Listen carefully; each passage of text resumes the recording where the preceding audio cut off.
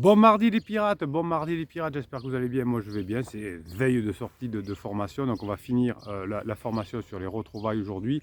Enfin, on va pas finir la formation, hein. La formation qui est sortie mercredi dernier vous a permis de vous préparer aux retrouvailles, de bien être sur le bord du quai quand le train va arriver. Donc on a parlé beaucoup de personnes de retrouvailles, des grandes retrouvailles, et aujourd'hui on va parler plutôt de petites choses, hein, puisque vous savez que récupérer son conjoint, c'est pas miracle, c'est des petits pas, hein. Vous pouvez inviter votre conjoint aux Seychelles une semaine, ou 15 jours, un mois, ça ne fonctionnera pas. C'est les petits pas que vous allez mettre en place qui vont fonctionner. Alors Christelle nous dit, c'est sur le Facebook le groupe Facebook des pirates, hein, éviter la séparation, éviter le divorce, récupérer son ex. Moi j'ai l'impression que ça progresse pas mal en ce moment chez les pirates et ça fait bien plaisir, hein, ça fait bien plaise comme dit Christelle. Le printemps, la renaissance, je sais pas, mais il y a du progrès dans l'air, oui effectivement, c'est peut-être le succès aussi de la formation sur les retrouvailles. Y compris chez les criseux, et oui, oui, si vous faites ce qu'il faut, ça améliore les criseux. Sortiraient-ils aussi de leur hiver mental comme les ours? Oui, on sort forcément de la phase d'alarme, hein. Alors, soit vous aurez divorcé à la fin de la phase d'alarme, vous serez bien parti, soit vous aurez été un rock et vous allez vers les jours meilleurs avec comment on appelle ça, la phase plateau, et la phase plateau se terminera aussi, et le point d'inflexion va arriver, etc. Ça se passe, hein. L'idée, personne qui a 80 ans est toujours en crise d'alarme d'adolescence. Alors c'est un autre problème psychiatrique. Donc ça va arriver. Donc le point d'interrogation, c'est est-ce que vous serez assez formé? Est-ce que vous aurez assez la grinta? Est-ce que vous aurez mis assez en place? Est-ce que vous serez assez entraîné?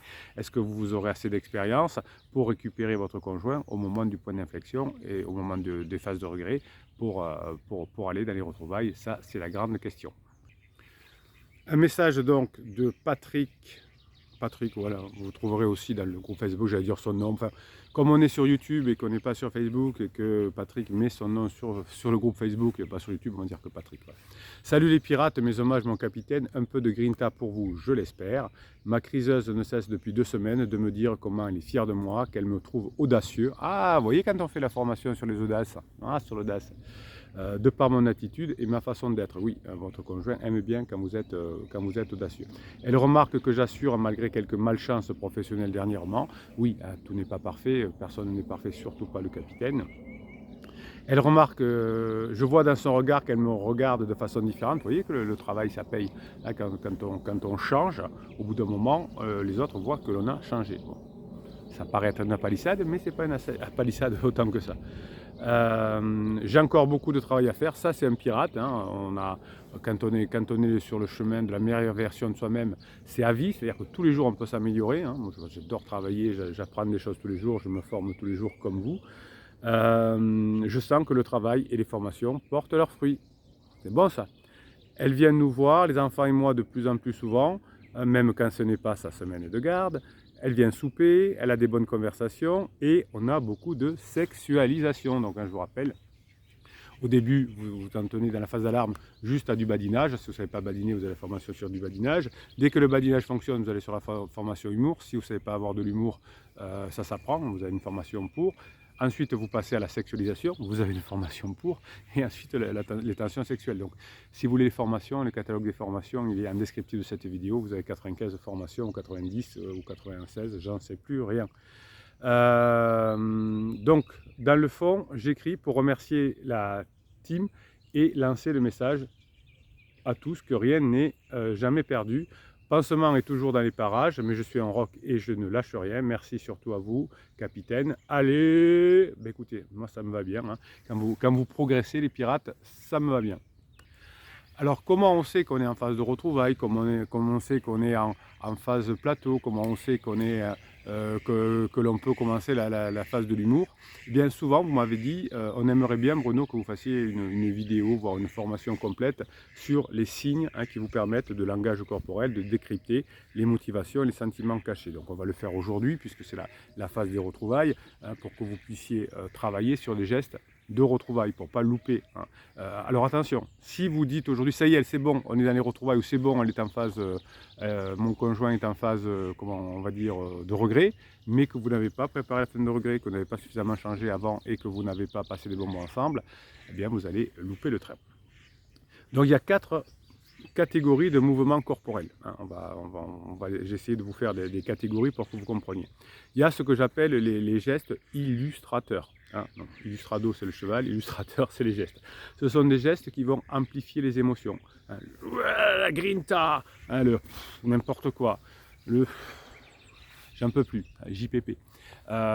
Donc vous allez pouvoir d'ailleurs utiliser ces gestes illustrateurs pour vous donner encore plus de grinta. Quand vous allez faire ce geste-là, yes, yes, yes, yes, yes, yes, yes, hein, ça va vous donner la grinta puisque ça va illustrer votre émotion, ça va passer par votre corps et ça va vous aider à avoir cette grinta. Et les personnes qui font du stand-up, du spectacle, des acteurs, hein, utilisent les mots illustrateurs, les gestes illustrateurs pour montrer leurs émotions, puisqu'on ne peut pas voir l'émotion comment dirais-je, à l'intérieur. Donc on va créer les gestes illustrateurs de cette émotion. Hein. On va se mettre comme ça quand on est fatigué, on va beaucoup bouger sur scène quand on veut montrer qu'on est énervé, ou des choses comme ça.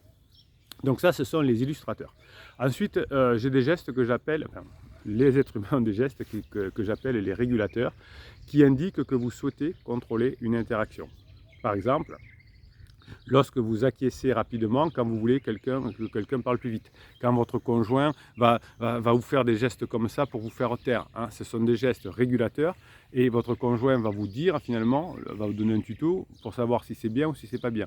Donc en fonction de ces gestes modérateurs qui vont plutôt vous encourager ou plutôt qui vont freiner, vous allez voir si vous êtes sur le bon tempo ou pas sur le bon tempo pour être en bonne phase avec votre conjoint pendant la phase des retrouvailles.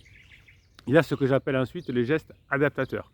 Hein, c'est qui vont permettre d'évacuer une tension nerveuse lorsqu'on tape du pied, lorsqu'on tape sur la table, lorsqu'on bouge beaucoup, lorsqu'on crie, lorsqu'on dit c'est fini, je ne reviendrai pas, hein, ce sont des adaptateurs pour essayer de vider hein, son énergie interne. Alors vous aussi, pendant la crise de votre conjoint, vous avez besoin de vider votre énergie interne.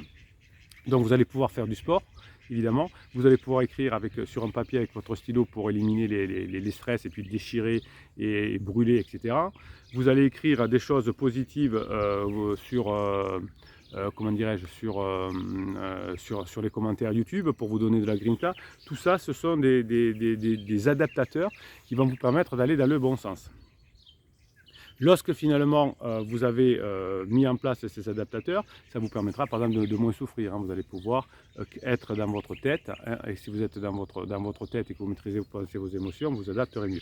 Et enfin, il y a les gestes barrières que j'appelle, hein, qui dénotent la volonté de votre conjoint de distancer d'une situation donnée, hein, avec les bras, les fuites, etc. Ça veut dire que là, vous avez mal joué le coup, hein, mais voilà, c'est pas le moment de continuer à négocier quand votre conjoint, ou c'est pas encore le moment de négocier, c'est pas encore le moment de parler à votre conjoint quand vous avez des gestes de fermeture en face de vous.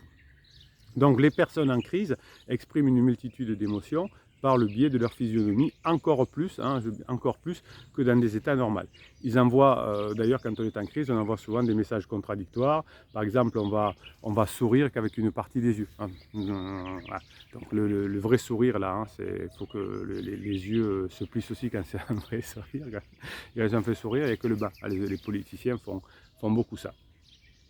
Donc finalement, quand vous aurez compris le mode opératoire de votre conjoint actuellement, hein, vous pourrez atteindre plus facilement vos objectifs d'améliorer la situation par exemple.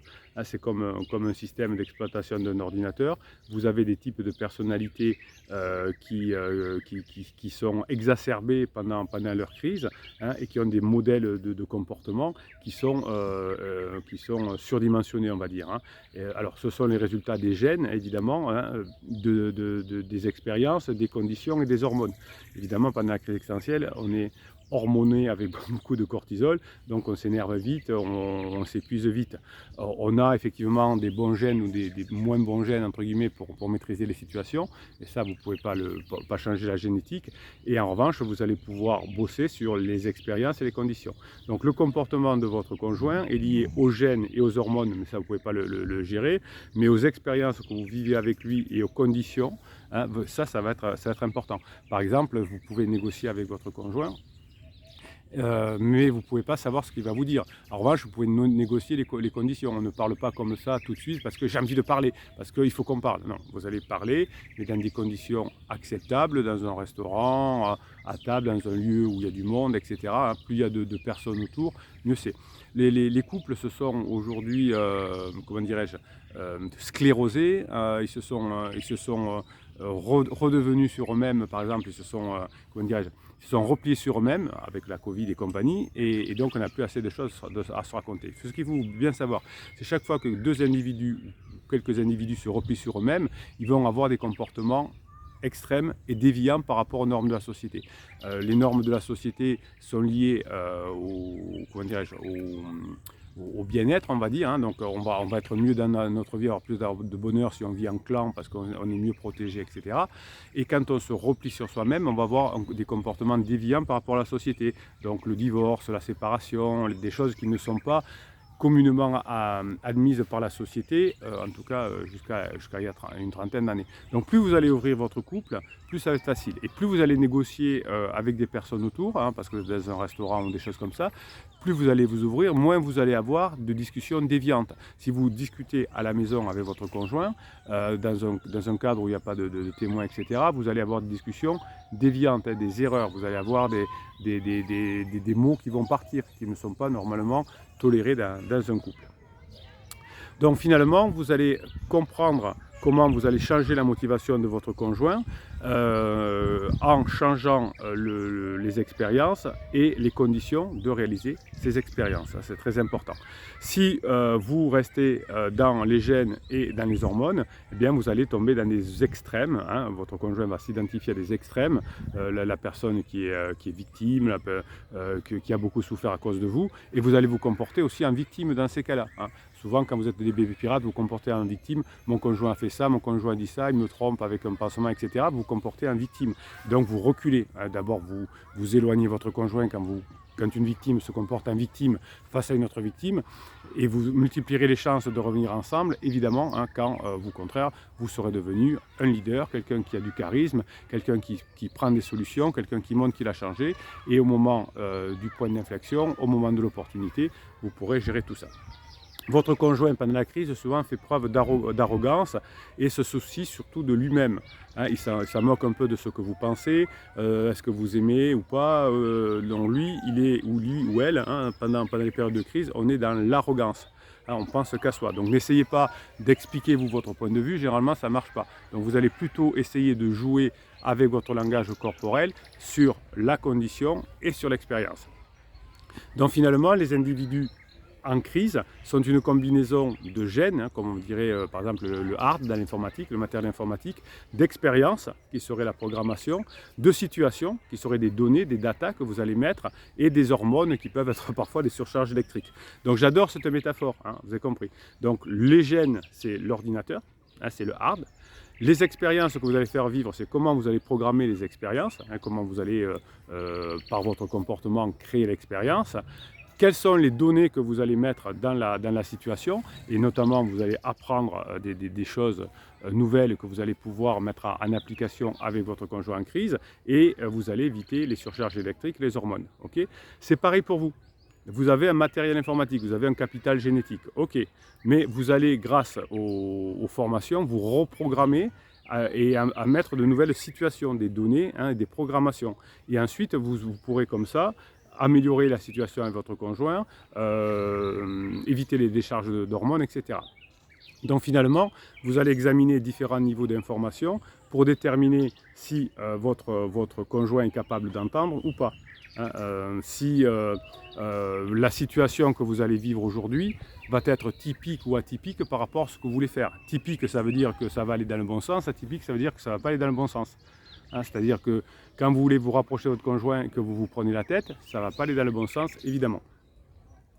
Donc, si vous pouvez inspirer maintenant du respect de la dynamique, hein, de l'admiration et de la dynamique, ce qu'on appelle en neurosciences des profils prototypiques, hein, qui vont fédérer autour d'eux et qui vont créer les conditions, et bien à ce moment-là, on va pouvoir amener votre conjoint à voir les choses différemment, et finalement, vous allez ramener votre conjoint dans un sentiment d'appartenance sociale vers lequel on est plus heureux, c'est-à-dire le clan ou la famille. Hein. On n'est pas dans la morale ici, on est juste dans la science. Hein. On adore les religions, on adore toutes les religions, mais ce n'est pas le problème. Ici, on est scientifique, donc on vit mieux, financièrement, on est mieux protégé, on peut se surprendre quand on est en groupe, et quand on est en couple et quand on est en clan, mais pas quand on est tout seul. Donc vous allez changer l'appartenance sociale de votre conjoint qui à un moment donné pendant la phase d'alarme, sous pression de pansement, sous pression des amis qui sont des pansements aussi, qui veulent faire la fête, ont essayé de mettre votre conjoint dans une situation d'appartenance différente. Hein. La liberté, on est libre quand on est seul, etc. Non, on est libre quand on maîtrise ses pensées, ses émotions. Et vous allez refaire changer votre conjoint grâce aux retrouvailles, en période de retrouvailles. Votre conjoint va comprendre que l'appartenance sociale qu'il va préférer, c'est de vivre avec sa famille, par exemple. Et quand vous aurez recréé ce cadre-là, vous serez dans la phase des retrouvailles. Mais tout ça, ça va se préparer par de la négociation, par des comportements différents, par des expériences, par des datas, par des données que vous allez donner différentes et qui vont faire changer de décision votre conjoint, même si les hormones les surcharges électriques sont là, et quel que soit le capital génétique. Vous savez, des fois, vous êtes bébé pirate et vous me racontez que votre conjoint, effectivement, a beaucoup souffert pendant l'enfance. Ça veut dire que vous avez discuté avec un psy, et les psys sont formés, ils le font remarquablement bien, pour créer les problèmes de l'enfance, pour gérer les problèmes de l'enfance, hein, pour améliorer les problèmes de l'enfance, pour guérir des problèmes de l'enfance. C'est leur métier, ils sont parfaitement faits pour ça. Moi, je sais pas faire, d'abord ça ne m'intéresse pas, mais je dois après le faire. Et en revanche, du coup, on a souvent le même prisme. Hein. On dit, vous me dites, quand vous avez fait des séances chez le psy, ah oui, mais ça vient du fait que le père de mon mari était maltraitant, par exemple. Oui, d'accord. Donc ça, c'est le matériel informatique. Oui, mais mon conjoint, il a été en crise. Oui, d'accord. Ça, c'est la surcharge électrique des hormones. Eh bien, travaillez-moi sur les expériences et travaillez-moi sur les, comment on appelle ça, sur les données, expériences et données. Donc vous allez mieux avoir un contrôle sur vous-même et donc une meilleure relation avec votre conjoint si vous utilisez les techniques d'apprentissage, les techniques de mise en situation et que vous sortez des manipulations comme on a pu vous apprendre, comme les techniques de rapprochement et de séparation du type « fuis-moi, je te suis ». Ça marche très bien si vous voulez, que vous avez 15 ans ou que vous avez 20 ans et que vous voulez manipuler le beau gosse du quartier ou la belle gosse du quartier. Hein, vous allez vers elle ou vers lui, puis vous repartez, puis quand c'est accroché, vous repartez. Bon, c'est des trucs de manipulation qui marchent d'ailleurs hein, pour accrocher à court terme la personne, donc pour rentrer en lune de miel. Mais à la fin de la lune de miel, là, généralement, la situation s'arrête parce qu'on voit l'autre comme il est et on voit qu'il a essayé de nous manipuler. Donc, ce que je vous conseille ici, c'est de ne pas manipuler, c'est de créer des conditions, hein, c'est l'expérience et les données hein, qui vont vous permettre de créer ces retrouvailles. Et ça ne sera sûrement pas de la manipulation, du silence radio, des lettres magiques ou des choses comme ça. Ok. L'ordinateur, vous ne pouvez pas le changer, c'est les gènes. La surcharge électrique, vous ne pouvez pas la changer. Ce que vous pouvez changer, c'est l'expérience et les données. Et ça va passer par un travail sur vous, hein, par un apprentissage, par une mise en situation grâce à la grinta des pirates et une persévérance. Voilà, bon, écoutez, l'avantage des formations comme celle sur la retrouvaille qui est sortie cette semaine, ça vous permet de devenir encore meilleur. Vous pouvez être meilleur du coup dans votre boulot, avec vos enfants, avec vos amis, etc. Vous donnez de la grinta aux autres pirates. Chaque fois que vous écrivez un message avec la grinta, avec la patate, sous les commentaires YouTube, ça vous donne du courage, ça vous donne de la force pour la journée. Faites-vous plaisir, faites-vous du bien, devenez la meilleure version de vous-même et vous multiplierez ainsi les chances de changer les expériences et les données chez votre partenaire, votre conjoint. Allez, Bruno Marchal, il vous dit, ici on ne manipule pas ici. Allez, arrête Bruno, on se calme. Allez, Bruno Marchal, il vous souhaite le mardi que vous méritez.